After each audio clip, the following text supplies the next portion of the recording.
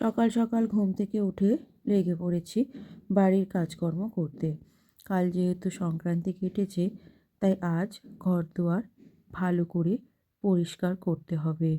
কারণ ওই যে ন্যাবাগুলো টানা হয়, ওগুলোকে গোটা বাড়িতে রোদ ওঠার পর আর রাখা যাবে না, তার আগেই নাতা ঝাঁটা দিয়ে পরিষ্কার করে নিতে হবে। আমরা তো ওইগুলোকে ন্যাবাই বলি, তোমরা কি বলো অবশ্যই কমেন্টে জানিও। গোটা বাড়ি ঘরদোর তাই সুন্দর করে ঝাঁট দিয়ে নাতাটাও দিয়ে দিলাম। এখন বাজে ওই 7:30টার মতো। সূর্য মামা মোটামুটি উঠেই পড়েছে। সকালবেলা একটু কুয়াশাই আছে, মানে খুব ভালো এখনো পর্যন্ত রোদটা বেরোয়নি। যাই হোক, পুরো বাড়ি ঘরদোর এখন নাতা দিয়ে দিলাম। কাল অল্প করে একটু বিড়ি কড়াই ভিজিয়েছিলাম বড়ি দেবো বলে, খুব বেশি না, অল্পই ভিজিয়েছিলাম, মানে 2 থালা মতো হবে এই রকম ভিজিয়েছিলাম।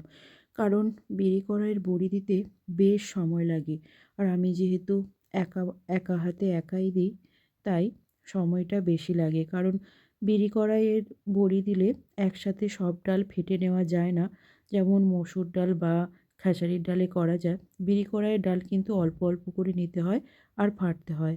তাই ওই 1 বাটির মতো ডাল ভিজিয়েছিলাম, যার থেকে আমার 2 থালা মতো বড়ি হবে।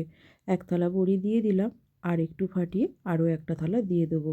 অনেকগুলো জামা কাপড় কেচে নিয়েছি, সেগুলো এখন মেলে দিচ্ছি। আজকের এই ছোট্ট মিনি ব্লগটা এই পর্যন্তই। কেমন লাগলো জানিও, ভালো লাগলে লাইক, শেয়ার, সাবস্ক্রাইব করে দিও।